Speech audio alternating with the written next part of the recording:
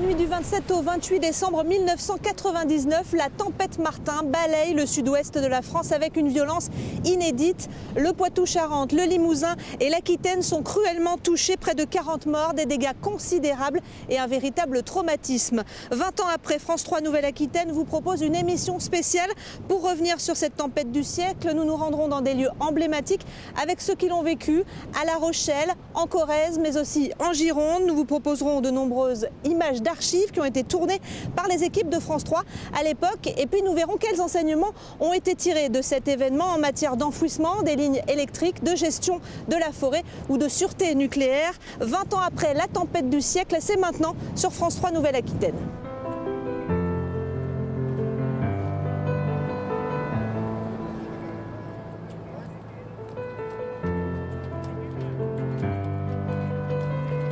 Des rafales à près de 200 km/h enregistrées à la pointe de Chassiron, au bout de l'île d'Oléron. C'est du jamais vu. Ce soir de décembre 1999, la région Poitou-Charentes est très durement touchée sur les côtes, mais aussi dans les terres. Tout de suite, les images marquantes de l'époque avec le commentaire de Fabrice Bidot.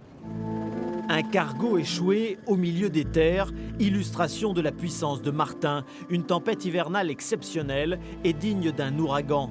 Au matin du 28 décembre, Martin laisse derrière son passage un impressionnant spectacle de désolation. Le bilan est très lourd, 24 morts en Charente-Maritime et en Charente. Rien qu'à La Rochelle, où les bateaux se sont envolés comme des fétus de paille, les dégâts sont estimés à plus de 12 millions d'euros. Plus de 1000 km de lignes électriques sont à terre. Des milliers d'arbres n'ont pas résisté et la forêt de la Coubre est particulièrement touchée.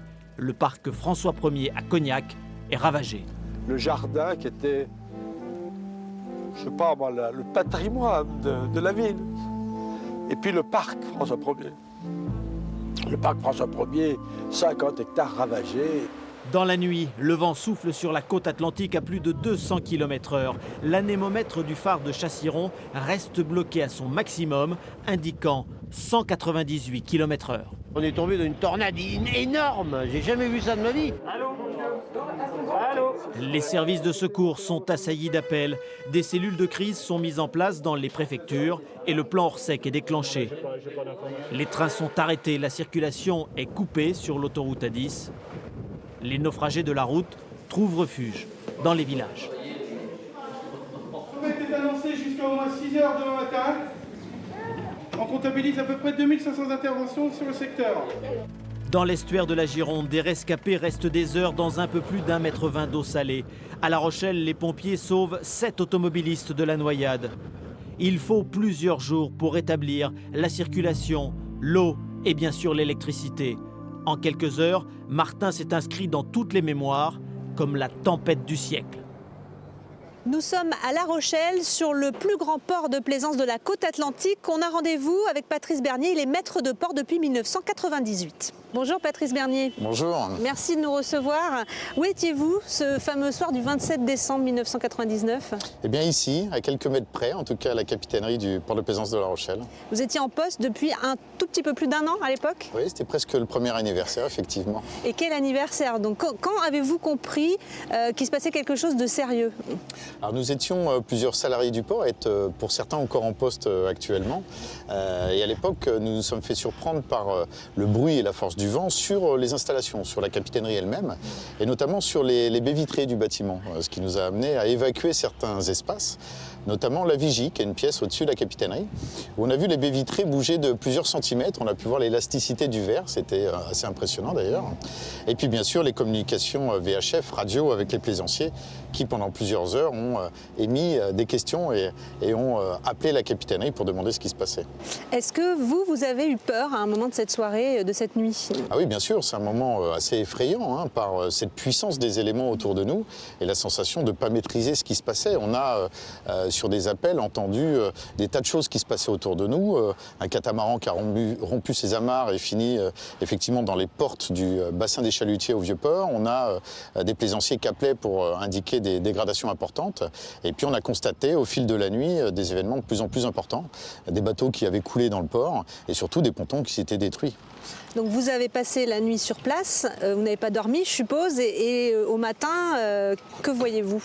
Alors en fait, on a découvert les éléments au fil de la nuit, effectivement, mais c'est au petit matin où on a vu que finalement, il y avait un tas important de bateaux qui s'étaient mélangés à 3 pontons qui s'étaient rompus sur un bassin du port, qui s'appelle le bassin du Marillac. Et là, on avait un tas important de bateaux dans une situation totalement hallucinante et inhabituelle sur cet espace. Est-ce qu'on a estimé le coût de tout ce qui a été cassé et de tout ce qu'il a fallu refaire? Alors au total, on a eu 1852 mètres de pontons détruits. On se souvient du chiffre parce que, sans le faire exprès, c'est pile 1 000 marins. C'est ce qu'on a constaté, en tout cas en mesurant les dégâts. Et 700 mètres de pontons qui, eux, étaient réparables. Donc 2 km 500 d'installation, ce qui représentait à l'époque pratiquement un tiers, on va dire, des pontons du port. Et donc des dégâts également sur les bâtiments, les quais, les réseaux d'eau, d'électricité. Et puis, comme on le disait, sur plus de 1000 bateaux, ce qui était totalement incroyable à un même endroit. Et puis surtout, dès le matin, il a fallu mettre en sécurité aussi ces installations, parce que beaucoup de plaisanciers voulaient aller à bord de leur bateau. Et puis on a eu aussi affaire à quelques pilleurs. Donc on a eu l'aide des services de la police municipale et de l'armée, parce qu'à l'époque, il y avait le régiment du train. Ils nous ont envoyé une petite équipe pour nous aider à sécuriser cet espace, pour que les personnes n'aillent pas à bord des bateaux dans cette situation évidemment très dangereuse. Alors la remise en état de l'ensemble du port, elle a duré longtemps? Alors on a mis 1 an pour remettre le plus gros des installations en état, 1 an et demi au total, on va dire, avec les petits éléments à finir. Mais surtout, la priorité, c'était 4 mois après la tempête, accueillir l'EDEC, une grosse manifestation nautique, et accueillir toutes les manifestations nautiques de l'année 2000 à partir de cet événement. Donc aujourd'hui, on est davantage prêt à affronter ça qu'il y a 20 ans. Oui, et parmi les éléments qui ont évolué aussi, c'est l'affichage de la météo, l'analyse et son affichage.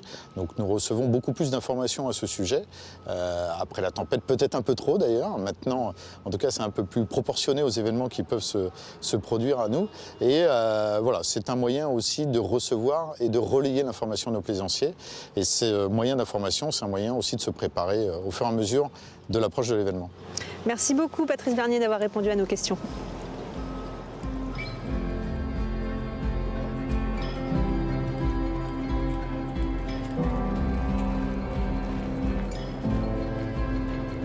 On reste en Charente-Maritime. Lorsque la tempête Martin s'abat sur la côte, nous sommes à quelques jours seulement du réveillon de l'an 2000. Après son passage, les ostréiculteurs du bassin de Marennes-Oléron ont presque tout perdu. Plusieurs années de travail anéanties. Reportage tourné à l'époque par la rédaction de France 3 Poitou-Charentes. Aujourd'hui, vous avez vu, nous sommes sans eau de la ville, sans électricité, sans téléphone. Et en cette période de l'année, c'est très difficile. Et c'est un moment important pour les ostréiculteurs. Le petit chenal de la Tremblade a des allures de champ de bataille. Ici aussi, la tempête de lundi soir a tout balayé. Aux rafales de vent atteignant les 200 km/h, s'est ajouté un raz-de-marée. Pour vous donner une idée, au pont de l'île d'Oléron, le pont de la Tremblade Marennes, ça montait, ça traversait la route. Le vent. De toute façon, regarde, pour que les bateaux soient au sec. Et pour monter les bateaux, comme ils sont là, montés au sec, là, ça passait par-dessus les digues, partout. Hein. C'était tellement horrible qu'on avait 80 cm d'eau sur la route. Et mon établissement, et j'ai vu partir comme un chariot de cartes. Lorsqu'enfin la mer se retire, elle laisse des dizaines de cabanes dévastées, des barges et des bateaux de pêche échoués. Au surlendemain de la catastrophe, les ostréiculteurs n'ont pas fini de recenser les dégâts. Il y en a d'autres qui sont dans le même corps que moi. Hein. Bon, ben, le problème c'est que maintenant, comment ça va se passer? Et maintenant, dans les parcs, comment ça va se passer aussi? Parce qu'il faut compter aussi que dans les parcs, il y a encore des huîtres, du naissin, et dans des cas, ça va être. Hein. Nul n'est encore allé inspecter les parcs à huîtres installés en mer, mais chacun s'attend au pire. En une nuit, les ostréiculteurs ont perdu des années de travail. La situation de l'ostréiculture comportait à bout de bras, les ostréiculteurs essayant de repartir avec une démarche de qualité et y étant arrivés. Au jour d'aujourd'hui, je crois qu'on va être encore obligé de travailler 2 fois plus dur. Mais il y a des entreprises qui ne pourront pas supporter ça si elles ne sont pas suivies par les pouvoirs publics et tout de suite. Les grandes douleurs sont muettes, dit-on, et ce matin, à la Tremblade, beaucoup avaient la gorge nouée. Il va maintenant falloir rebâtir, aller de l'avant pour oublier le désastre.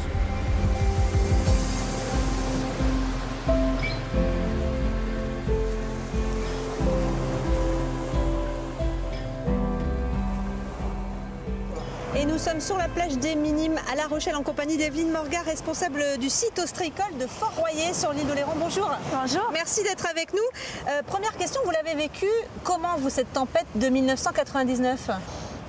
Comme tous les habitants sur le littoral, en fait, comme un véritable cataclysme. Il y a d'abord cette tempête donc, qui a eu lieu la nuit, avec des vents comme jamais on en avait connu, puisque sur Oléron, on a eu des rafales jusqu'à 198 km/h. Et donc je crois que le souvenir de cette nuit sans fin, d'ailleurs, c'était le bruit, puisqu'on entendait ces rafales arriver comme une armée au galop. Avant de sentir la maison bouger, avant de sentir le vent physiquement, on l'entendait arriver, donc une angoisse terrible. Et le lendemain, un spectacle terrible voilà, aussi. Quand le jour s'est levé, c'est le nouveau visage d'Oléron, avec des arbres arrachés, tombés partout, des toitures envolées. Alors on avait entendu tous ces bruits sans pouvoir sortir pendant la nuit. Mais de voir le carnage, on parle d'un véritable carnage. D'ailleurs, ça restait comme la tempête du siècle. Enfin, à l'époque, on le disait. Où est-ce qu'il y a eu le plus de dégâts au niveau de l'activité ostréicole, plus précisément, et puis de la pêche aussi, évidemment Alors, en fait, les entreprises, les cabanes ostréicoles, évidemment, sont implantées sur le trait de côte. Donc, évidemment, ce sont les premières victimes en cas des phénomènes météo hors normes, parce que c'est le terme qui convient. Et du coup, oui, les ostréiculteurs, il y a des cabanes qui sont tombées, qui se sont envolées, le matériel aussi, mais surtout c'est dans les parcs à huîtres, puisqu'en fait, à l'époque, la section régionale parlait de 80% des parcs ravagés par la tempête Martin. Si une tempête de cet acabit devait se reproduire, est-ce qu'on peut dire qu'on est plus préparé aujourd'hui à y faire face ? Je pense qu'en 99, ça a frappé les esprits parce qu'on avait oublié que ça pouvait arriver. On sait que les submersions marines, on sait que les inondations, on va être confronté à ça de plus en plus souvent. Donc essayons de réapprendre à vivre avec l'eau, parce que jusque dans les années 50, les hommes vivaient avec l'eau. À partir des années 50, on a essayé d'enlever l'eau. Et je pense que là, on va être confronté à ça. Il va falloir réapprendre à vivre et surtout réapprendre à comprendre ce littoral, ce tampon qu'est le littoral. Mais ce sont des zones qu'il va falloir à tout prix protéger parce que ce sont des zones tampons indispensables pour lutter contre tout ça. Vous avez une très belle formule, c'est les architectes de l'océan, en parlant des hermels. Vous pouvez nous expliquer ce que c'est ? Ce que les hommes ont oublié, c'est qu'au lieu de créer des enrochements qui sont nécessaires évidemment pour gérer l'immédiat, le tout de suite, on devrait aussi s'intéresser à la faune qui vivait sur ces estrans il y a longtemps. Et c'est vrai que les massifs à hermels peuvent être une solution pour protéger les côtes. Parce que ces petits animaux font partie de la famille des vers, passent leur vie à agglomérer tous les grains de sable qui passent à leur portée. Et du coup, ils parviennent à construire de véritables massifs. Alors, la biocolle qu'ils fabriquent est extraordinairement résistante quant aux éléments naturels, mais ne supporte pas le piétinement des bottes des pêcheurs. C'est pour ça, en fait, grosso modo, qu'ils ont disparu.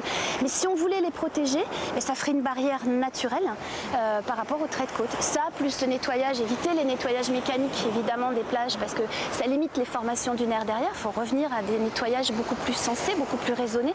Mais de toute façon, la nature ne va pas nous laisser le choix. On ne maîtrise pas l'océan. Il faut apprendre à vivre avec. Enfin, en tout cas, réapprendre à vivre avec. Vivre avec l'océan, c'est le message que vous nous passez. Merci beaucoup, Evelyne Morgade, d'avoir répondu à nos questions. Merci à vous. Merci beaucoup.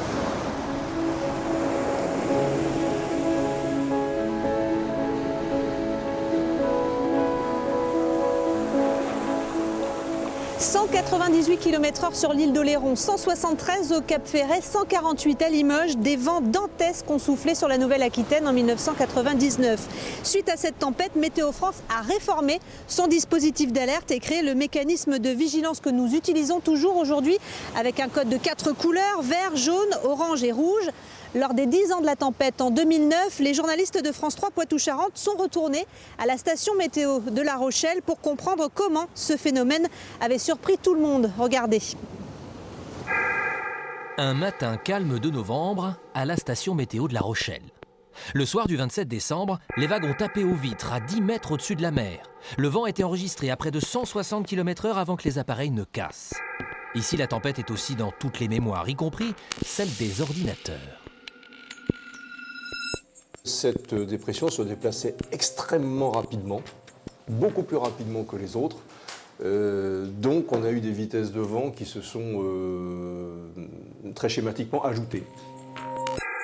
Dès le matin, au moins, on savait qu'il y allait y avoir une tempête avec un caractère plus exceptionnel que d'habitude. On a, disons, 3 coups de vent dans l'hiver, avec des vents forts, de l'ordre de 100, 110, 120 km/h.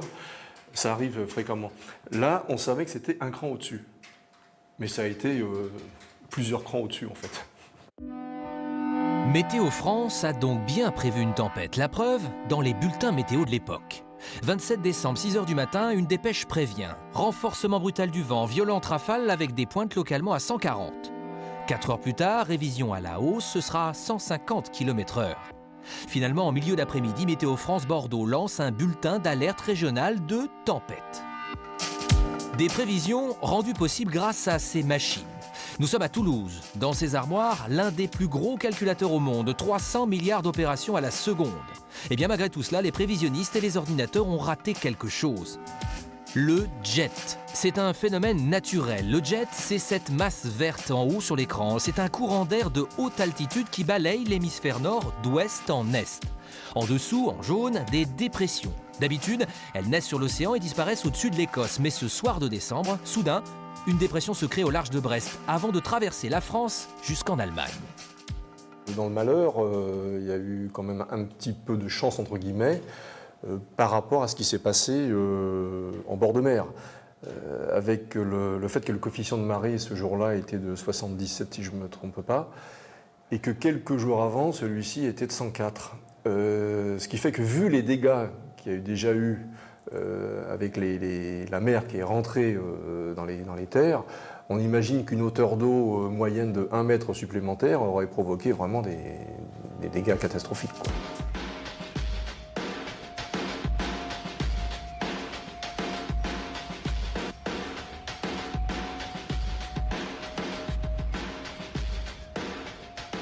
Nous poursuivons cette émission spéciale consacrée aux 20 ans de la tempête du siècle. Nous sommes désormais en Corrèze, au cœur de la forêt limousine. On va revenir en images sur les conséquences de cette tempête qui a provoqué la mort de 8 personnes en Limousin. Retour sur les images marquantes tournées à l'époque. Images apocalyptiques. Le 28 décembre au matin, la forêt limousine est par terre. Près de 20 millions de mètres cubes de bois enchevêtrés. Un spectacle de désolation d'un horizon à l'autre. Je vois la ferme là-bas, il y a toute la bordure qui est partie, vous pouvez regarder où vous voulez. Là-bas, c'est pareil. Quelques heures plus tôt, une nuit de folie commence avec des vents qui vont souffler jusqu'à 148 km/h. Au PC des pompiers, l'électricité décroche et le standard explose. Oui, vous allez au rez-de-chaussée. Si vous avez une cave au besoin, vous essayez d'aller vous y réfugier si vous entendez que ça craque. Je ne connais pas du tout le nom de la personne. Près de 2000 appels en 6 heures, du jamais vu, alors on part au plus pressé. Dans les centres de secours, les petits centres de secours, il n'y a pas de groupe électrogène, donc il y a des batteries qui sont de pas très grosse capacité et donc nous avons des petits problèmes à l'heure actuelle pour gérer les alertes avec les centres.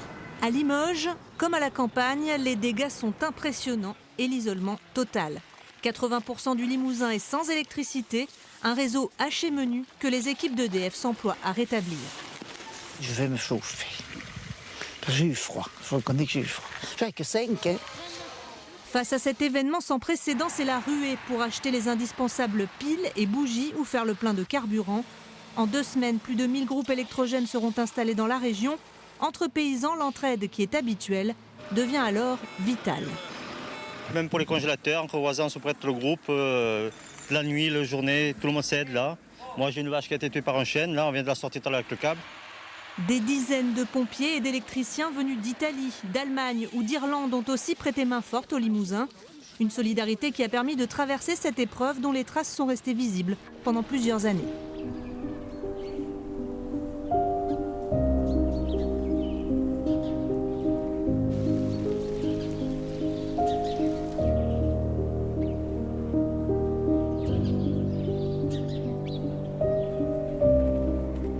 Et nous sommes en compagnie de Bernard Bouche. Bonjour. Bonjour. Vous êtes le président de l'association sur la mémoire de Vian qui a publié un livre dont plusieurs chapitres sont consacrés à cette tempête de 99. Il y avait 132 habitants à l'époque dans le village qui se retrouvent coupés du monde, on peut dire ça. Coupé du monde, oui, comme beaucoup d'autres villages et communes de la Corrèze, à ce moment-là, oui, effectivement. Coupé du monde parce que la nuit avait été difficile et le matin, eh bien, un réveil douloureux en sortant de chez soi. Voir ces arbres abattus, ces branches un peu partout, cette luminosité qui a marqué beaucoup de gens ce matin-là. Et puis le maire de Vian, donc, qui m'a raconté tout cela, c'est tout de suite, il faut agir. faut se mettre au travail, quoi. Et donc, qu'est-ce qu'on fait? Les premières choses qu'on fait, c'est quoi? Première chose, eh bien, un peu plus haut, c'est la départementale 979. Il faut aller voir. Il y a les arbres couchés, il y a des branches à enlever afin de maintenir la circulation, bien entendu, parce qu'on aura besoin de cet axe. Et puis ensuite, eh bien, progressivement, les élus arrivent, la population, tout le monde s'en mêle et tout le monde veut participer au chantier du siècle, on pourrait dire. C'est un beau message, ça, quand même. Il y a eu une solidarité qui a été spontanée, finalement. Tout à fait. Dans les villages même, et ensuite les rassemblements des gens, bien entendu, pour essayer de faire face. Donc les priorités, c'est les routes d'abord, c'est l'électricité, je suppose? L'électricité, bien entendu, l'électricité, pas de téléphone non plus. Bon, et il n'y avait pas de portable à l'époque, hein, donc c'était aussi un handicap. Alors l'électricité, oui, parce que préserver la nourriture, les groupes électrogènes sont nécessaires, mais les groupes électrogènes, il n'y en a pas partout. Donc c'était la quête au groupe. Et on a eu un élan de solidarité de la part d'autres communes, de la part des services de l'État, de la part de la gendarmerie, enfin... On a eu les groupes électrogènes pour faire face. On a même rassemblé une douzaine de congélateurs dans un petit village pour économiser un peu les choses. C'est un peu la ronde des congélateurs autour du groupe électrogène. Vous soulignez le rôle des services publics à cette époque-là qui sont essentiels. Oui, les services publics sont arrivés, sont essentiels. Comprennent EDF, comprennent le France Télécom, c'était ça à l'époque. Le génie civil, l'équipement, voilà. Je crois qu'on a eu une démonstration de l'efficacité de ce service public tel qu'on voudrait le garder. Parce que si ça arrivait aujourd'hui, on en aurait besoin. Ouais. Alors on est en Haute-Corrèze, Jacques Chirac, évidemment, il est venu au moment de la tempête, il était président et il a souligné cette importance de l'échelon communal. Vous partagez ce constat? Oui, parce que sans échelon communal, on n'aurait pas pu déblayer aussi vite. La connaissance du terrain, c'est quand même le maire et ses élus qui la connaissent la mieux. Et donc, ça a permis d'aller plus vite, notamment... Le maire de Vian, moi je veux le dire, par rapport à EDF, il a facilité la tâche en faisant une cartographie de tous les lieux où il y avait des pylônes de tombée, des fils cassés, afin de sécuriser la venue des équipes EDF. Mais c'est vrai que les services publics, c'était fondamental. Et la deuxième chose que je voudrais dire, c'est la solidarité qu'on a retrouvée dans cette commune, à travers tous les villages, chacun selon ses moyens, mais tout le monde a donné pour remettre en état la commune. Et ce sera le mot de la fin. Merci beaucoup Bernard Bouche d'avoir répondu à nos questions pour cette émission spéciale Tempête. Plus d'électricité, plus de moyens de transport, des villages et des villes coupés du monde à l'aube de l'an 2000. Au milieu de ce paysage dévasté, les stations locales de Radio France en Haute-Vienne et en Creuse ont souvent été le seul lien social entre les habitants du Limousin. Un relais indispensable et une mission de service public. Reportage tourné à l'époque dans la station de Limoges par les équipes de France 3. Il est 16h, merci d'être avec nous sur l'antenne de Radio France Limoges. Vous le savez, nous nous mobilisons pour vous aider si vous êtes en difficulté en ce moment suite à la tempête. C'est notamment la commune de Chalut qui nous amène des bonnes nouvelles puisqu'elle nous apprend que les stations de pompage d'eau de la commune ont été remises en fonction à l'aide de groupes électrogènes. Bonne nouvelle, mauvaise nouvelle, appel à l'aide, proposition d'hébergement ou message de solidarité.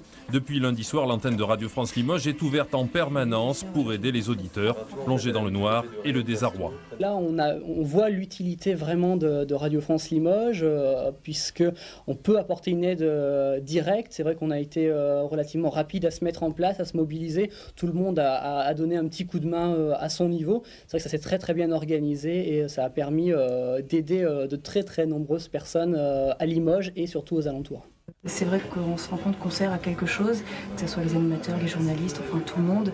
Et c'est vrai que là on se rend compte qu'on aide et qu'on est là pour quelque chose et que le service public prend toute son ampleur. Donc on peut vous appeler à tout moment pour héberger 2 personnes. Oui. Merci monsieur. C'est moi. Au revoir. Au niveau, bien sûr, aussi, on nous demande beaucoup de piles et de bougies. Est-ce que vous pouvez faire quelque chose ou on les envoie ailleurs? Ou est-ce que vous avez, vous, des adresses ou... Non, pour l'instant, on n'a pas de solution. Depuis lundi, le standard de Radio France Limoges est saturé de coups de téléphone, près de 400 par jour, souvent des appels au secours. Dans ces cas-là, il faut absolument leur remonter le moral, comme on peut, avec nos moyens à nous. Des fois, c'est avec un petit sourire, avec une petite... Je me permets des fois des petites blagues, mais bon, il faut aussi sourire, il faut aussi leur montrer que malgré tout, on est là, nous aussi. Ils nous appellent, et ben on répond. En ce qui concerne les opérations d'annonce de rétablissement de l'électricité, en ce qui concerne les annonces de recherche de matériel, etc., ils ont été d'un appoint capital également. Résultat, ce sont les fax de remerciements qui s'accumulent désormais sur les murs de la rédaction.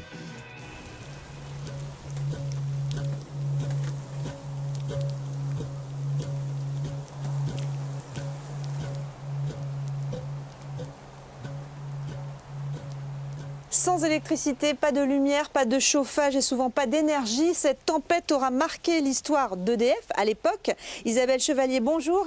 Bonjour. Vous êtes la directrice d'Enedis en Corrèze. Où êtes-vous à l'époque de cette tempête? Alors à l'époque de cette tempête, je suis jeune embauchée dans le groupe EDF et je suis à Limoges et en cellule de crise. Donc j'arrive dans le groupe en juin et en décembre, effectivement, quand la tempête a eu lieu, le 27 décembre, dans la cellule de crise qui a organisé la gestion de la réalimentation et des secours. Donc ça a été un baptême du feu assez exceptionnel.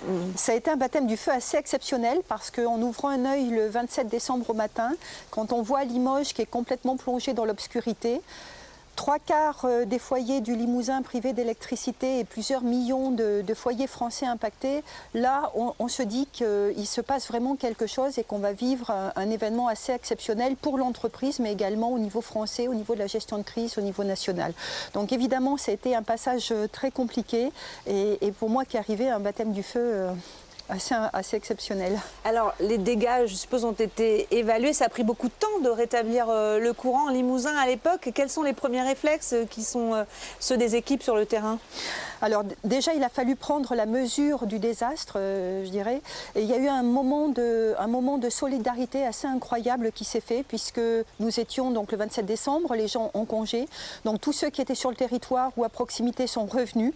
Tous les gens sont revenus. Les retraités se sont mobilisés et sont réintégrés l'entreprise. Donc un moment de solidarité incroyable avec aussi la mobilisation de moyens de l'armée. Nous avons eu recours aux hélicoptères de l'armée pour nous aider à survoler la zone et à pouvoir justement prendre la mesure de l'impact de cette tempête. Est-ce qu'on peut dire qu'il y a un avant et un après 99 au sein du réseau et de l'entreprise? Alors tout à fait. Plus rien n'a été comme avant dans l'entreprise. C'est vrai que 99 a marqué une inflexion profonde déjà à plusieurs égards. Tout d'abord dans les réseaux, puisque aujourd'hui les réseaux n'ont plus du tout la même physionomie, si je peux m'exprimer ainsi, qu'ils avaient en 1999.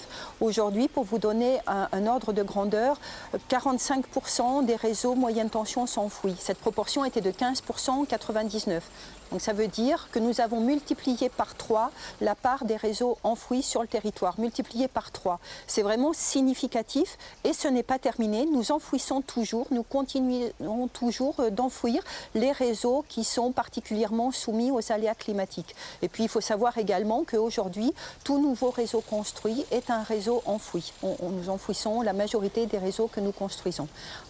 Également, nous déployons beaucoup d'automatismes sur les réseaux. Il y a beaucoup de numérique et de capteurs sur les réseaux d'électricité. Donc on peut agir à distance par exemple? On peut agir à distance. On peut déjà savoir, depuis notre agence de conduite régionale à Limoges, ce qui se passe sur le réseau. Et quand il y a un incident, nous pouvons téléopérer le réseau et essayer de réalimenter dès les premières minutes le maximum de personnes. Donc si une nouvelle tempête de grande ampleur se produisait, les conséquences seraient différentes aujourd'hui? Alors les conséquences seraient différentes puisque le réseau effectivement n'a plus du tout la même physionomie, mais nous gérons la crise aussi de façon complètement différente. Déjà, nous travaillons en anticipation avec Météo France. Maintenant, une fois que la crise est là, quand le coup de vent a eu lieu, les neiges sont tombées, la crise est là. Et donc là, nous avons déjà des gens et des hommes et des moyens prémobilisés. Et si nous avons besoin, nous pouvons compter sur une force d'intervention rapide électricité, 2500 hommes mobilisables en quelques heures dans la France entière qui se déploient sur les lieux d'incidents où il y a besoin de renforts. Et puis, nous nous sommes aussi dotés de parcs de groupes électrogènes. Nous avons aujourd'hui plus de 2600 groupes électrogènes répartis sur l'ensemble du territoire dans des plateformes logistiques prêts à être déployés en cas d'événements majeurs. Comme nous en vivons, hélas, de plus en plus. Merci beaucoup Isabelle Chevalier d'avoir répondu à nos questions pour cette émission spéciale Tempête. La forêt limousine a été dévastée par la tempête Martin. On estime entre 15 et 20 millions de mètres cubes la quantité de bois abattu en cette fin décembre 1999. C'est plusieurs années de récolte d'un seul coup.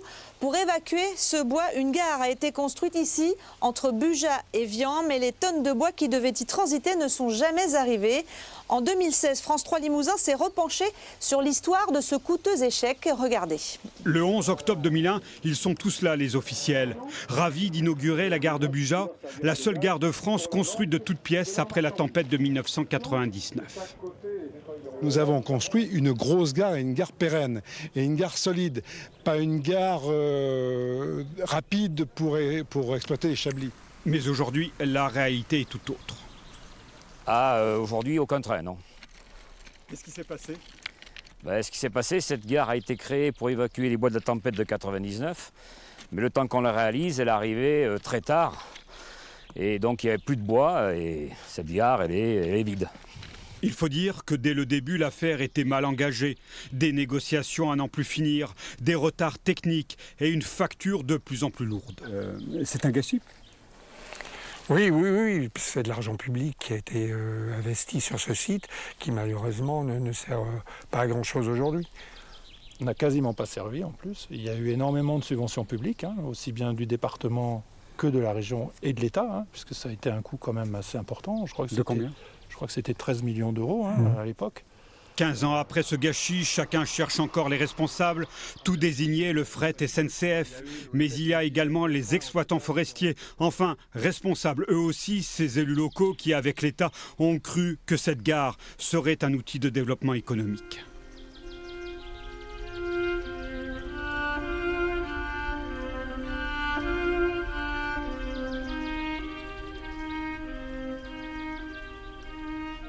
Nous sommes avec Jean-Patrick Puy-Grenier, bonjour. Nous sommes toujours sur le site de la gare Bois de Bugeat. Vous êtes le président du syndicat des forestiers privés en Limousin. Comment est-ce qu'on peut analyser l'échec de cette gare Bois de Bugeat-Vian ? Alors, l'échec est lié essentiellement au délai de mise en service de l'installation, puisque la mise en œuvre est intervenue 2 ans après la tempête. L'urgence ayant été concentrée dans la première année qui a suivi la tempête, bien évidemment, les volumes et les conditions d'exploitation ont été différentes 2 ans plus tard. Donc un problème de timing en fait ? Oui, délai de mise en place d'une part. Par ailleurs, la SNCF, je crois, avait modifié à ce moment-là sa politique de gestion du fret et donc la SNCF s'est trouvée en concurrence avec la route pour des raisons économiques et tarifaires. Alors on va revenir sur le bilan de la tempête pour la forêt. Comment est-ce que les forestiers se sont remis de cet événement ? Combien de temps ils ont mis ? Les forestiers se sont rapidement mis à l'action. D'abord, je crois, en mesurant les volumes détruits et l'impact réel de cette tempête qui a affecté 123 000 hectares en Limousin, dont 62 000 détruits à plus de 50%. Ce qui est énorme, ce qui représente beaucoup d'années de récolte. Alors ces chiffres sont peu parlants, c'est vrai, surtout quand en plus on dit que cela peut représenter 15 millions de mètres cubes de bois, et bien en fait ça représente de manière plus simple 10 années de récolte en matière résineuse et 8 années de récolte en matière feuillue. Donc un chantier considérable. Est-ce que les leçons ont été tirées de cette tempête et est-ce que ça a changé la façon de planter, la façon de récolter, de gérer cette forêt ? Alors, les leçons ont bien évidemment été tirées, en ce sens que chacun a pu constater les boisements qui ont résisté par rapport à ceux qui ont été abattus. Et donc, nécessairement, cela s'est traduit par des choix d'essence différents. L'épicéa a été purement et simplement abandonné, de manière simplifiée, puisqu'il s'agissait d'un bois qui se brisait, qui ne résistait pas au vent, et qui en plus était périssable, qui ne se conservait pas, qui nécessitait une exploitation immédiate. Il a été abandonné au bénéfice du mélèze, qui lui, en hiver, comme les feuillus, résiste plus facilement au vent, et qui avait manifesté une très bonne tenue, et au bénéfice du Douglas, qui lui, même abattu, d'une part ne se brise pas, et d'autre part peut être récolté durant plusieurs années. Est-ce qu'on peut dire qu'aujourd'hui le massif limousin il s'est remis de cette tempête et s'il y en avait une nouvelle, il serait davantage prêt à l'affronter ? Aujourd'hui, il n'existe plus de déficit forestier inhérent à la tempête de 99. Par ailleurs, les forestiers ont beaucoup investi sur la diversification des essences, notamment dans le sens vers des feuillus, vers d'autres résineux tels que le cèdre, le pin laricio, le pin taïda. Et d'ailleurs, cet investissement se combine avec d'autres préoccupations qui sont celles des réponses au réchauffement climatique. Je pense que cette gestion sera un élément favorable, mais bien entendu, la forêt ne pourra pas supporter sans dommages des vents qui pourraient s'élever à 148 km/h comme en 99. Merci beaucoup Jean-Patrick Puygrenier d'avoir répondu à nos questions.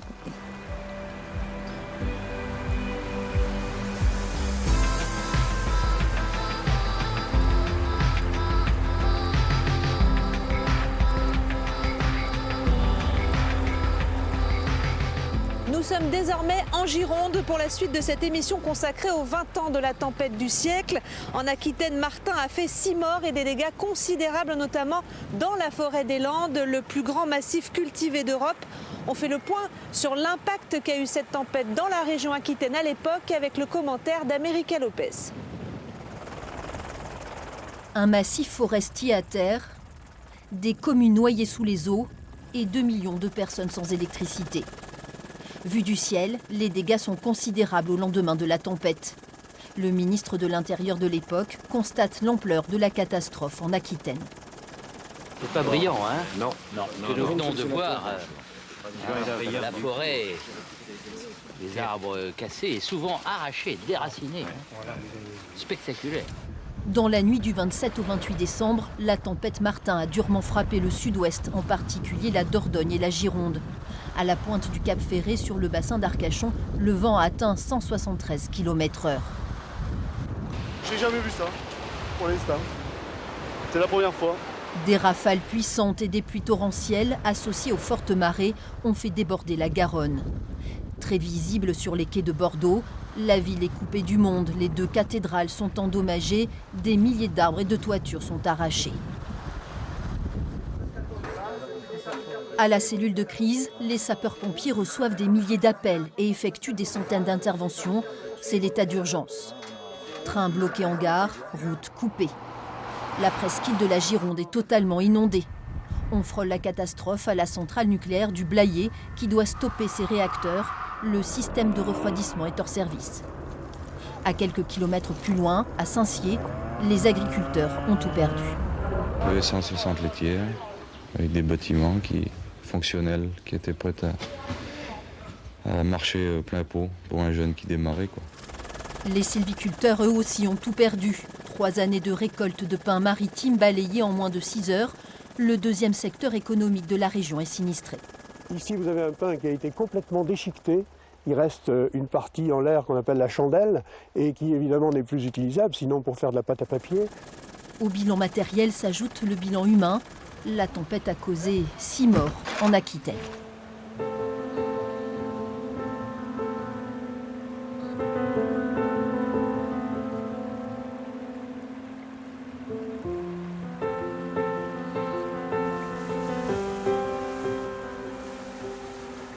Nous sommes sur l'estuaire de la Gironde en compagnie de Stéphane Raymond. Bonjour.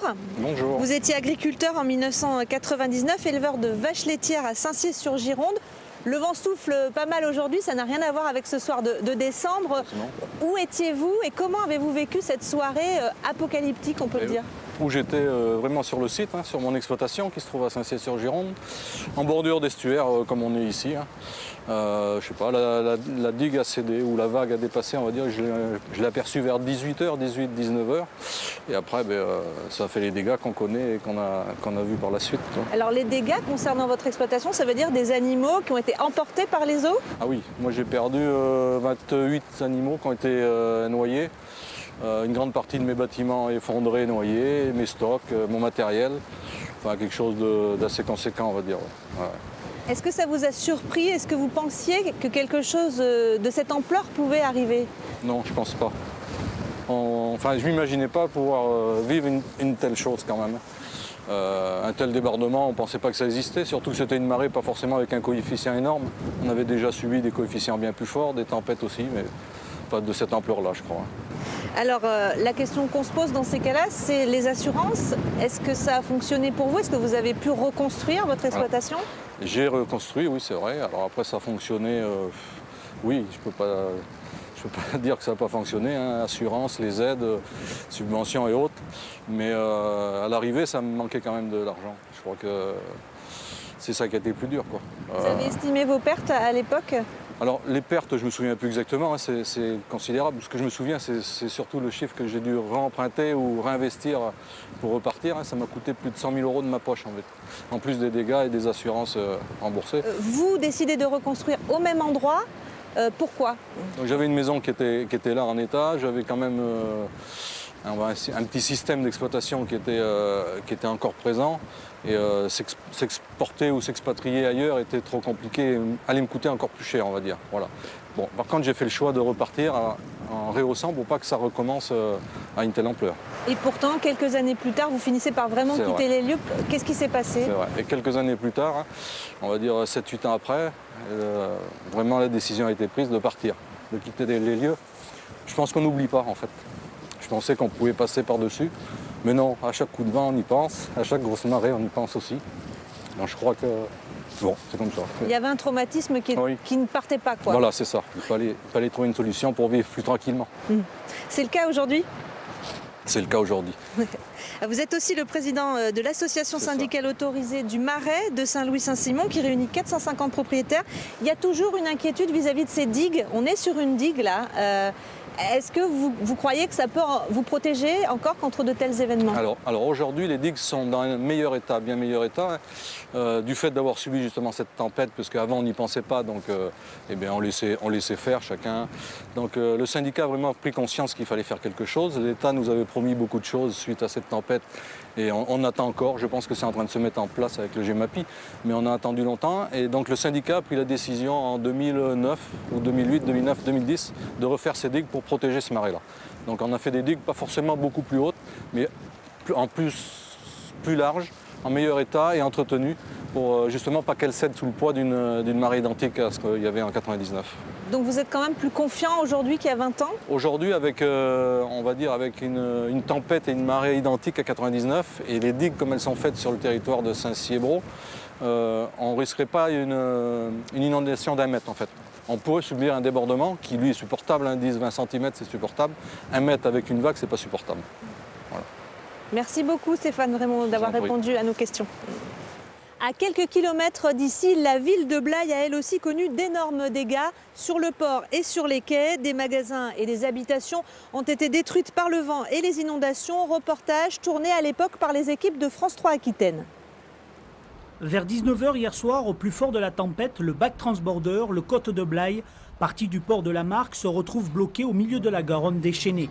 Pendant près de 2 heures, il tente en vain d'accoster au port de Blaye. L'équipage et les 10 passagers sont coincés à bord. On s'est retrouvés à un moment avec de très très fortes rafales de vent qui nous ont empêchés de repartir et de faire quoi que ce soit. On s'est retrouvés coincés pendant 1 heure à rebondir sur cette cale à Blaye, là, ce qui a causé quelques avaries au navire. Malgré des voies d'eau, grâce à la présence d'esprit du capitaine, le Côte de Blaye réussit néanmoins à repartir pour finalement se mettre à quai au port de la Marque. Au centre de Blaye, on est aussi passé tout près de la catastrophe. La barge d'accostage de plusieurs tonnes, emportée sur 300 mètres, s'est arrêtée à 2 pas des vitrines des magasins. C'était une barge qui était au bout du port et qui est venue se blottir ici. Heureusement qu'il y avait le morceau de parapet qui l'a retenu parce qu'elle était blottie contre la vitrine des commerçants. C'est l'horreur. Hier, j'ai pleuré. Je vous garantis, j'en ai pleuré de mon laboratoire. On a travaillé pendant 1 mois et demi pour les fêtes. Tout est là, tout est perdu. Inondés, sinistrés, plusieurs commerçants se retrouvent aujourd'hui privés d'outils de travail à quelques jours des fêtes du 1er de l'an. Choquée, la population de Blaye tente malgré tout de redonner un aspect présentable à la ville. Il faudra plusieurs semaines et de gros moyens financiers pour effacer les traces de cette tempête.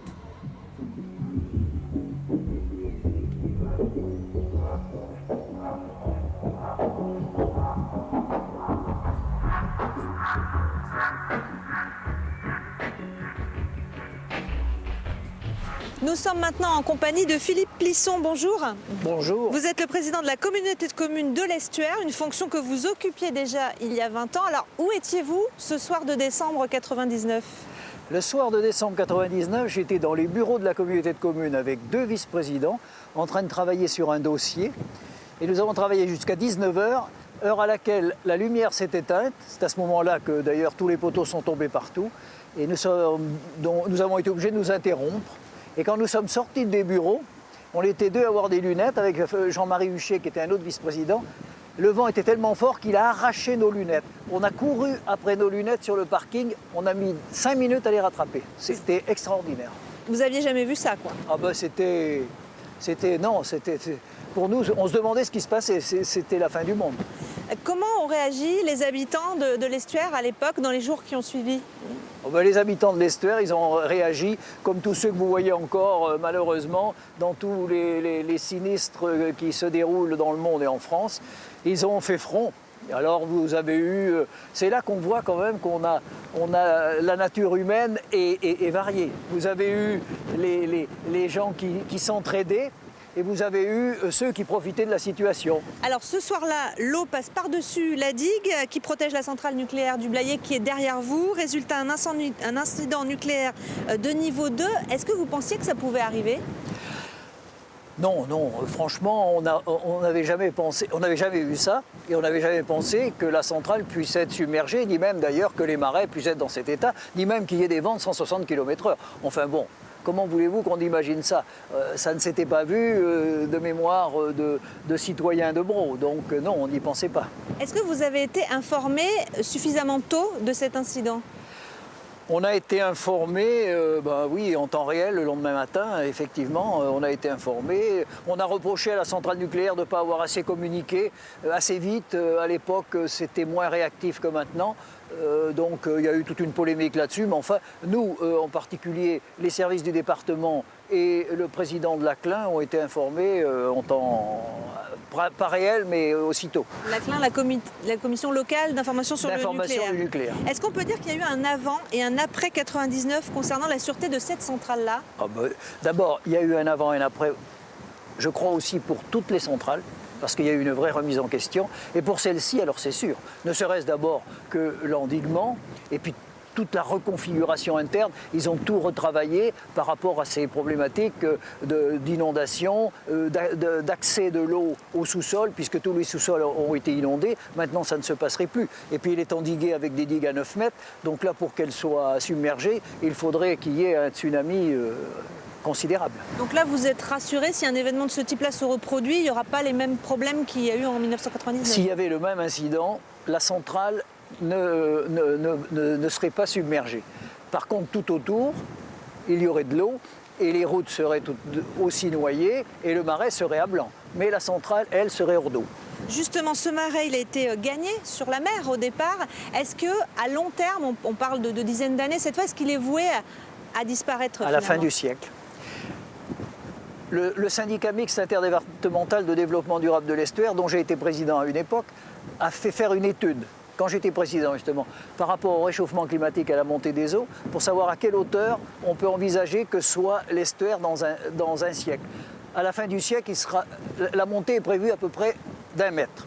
Si l'eau monte d'1 mètre, ça veut dire que tout est submergé, ça veut dire que le port de Braux, qui est un hameau qu'on a traversé tout à l'heure, qui s'appelait le port parce qu'il était sous les eaux il y a 2 siècles, sera de toute façon de nouveau submergé. Les marais seront submergés et l'estuaire va reprendre son lit. Et est-ce qu'on est prêt? Est-ce que les populations, les élus ici sont prêts à tout ça? On est prêt. C'est demain. On est prêt parce qu'il y a un plan particulier des risques d'inondation qui a été mis en place par l'État juste après, qu'il n'y a aucune construction qui puisse se faire. Et donc d'ici là, 1 siècle, la centrale sera largement fermée et tout ça reprendra. La mer reprendra son lit. Merci beaucoup Philippe Plisson d'avoir répondu à nos questions pour cette émission spéciale Tempête. Merci à vous.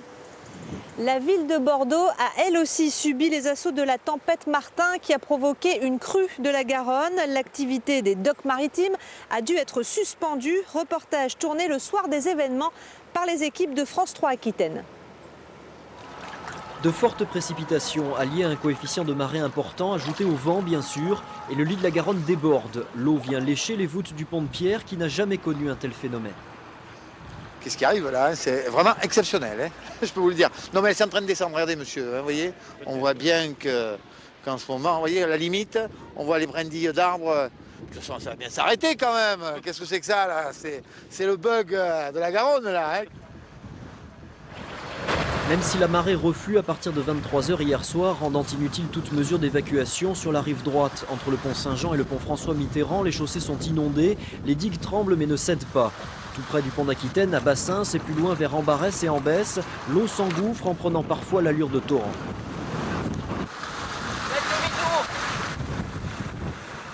J'avais dit à ma femme, je crois que je ne vais pas beaucoup dormir cette nuit, parce que, bon, on a eu des ennuis là, avec ça. Puis alors avec l'eau, maintenant, ça y est.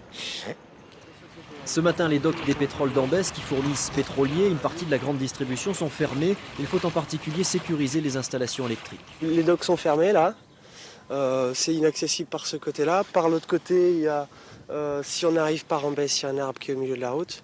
Donc je pense qu'on peut arriver peut-être par le côté Ambarès, c'est tout. Plus loin, en bord de Garonne, les riverains tentent de faciliter l'évacuation de l'eau après une nuit passée dans l'angoisse.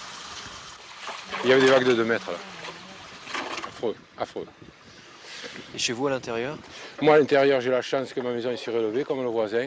Bon, par contre, j'ai plein d'arbres qui sont tombés, qui m'ont gorgé tous mes animaux, j'ai beaucoup d'animaux de mort et tout ça. On réalise maintenant quoi. Plus tard seulement viendra l'évaluation des dégâts et peut-être leur indemnisation.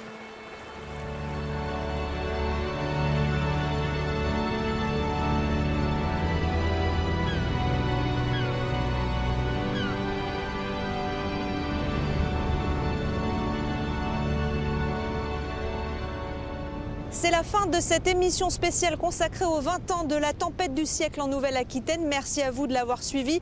Vous pouvez la revoir sur notre site internet. Merci aux équipes qui ont permis de la réaliser, aux documentalistes, à nos invités et au travail des rédactions à Limoges, à Poitiers et à Bordeaux. Je vous dis à très bientôt sur France 3 Nouvelle-Aquitaine.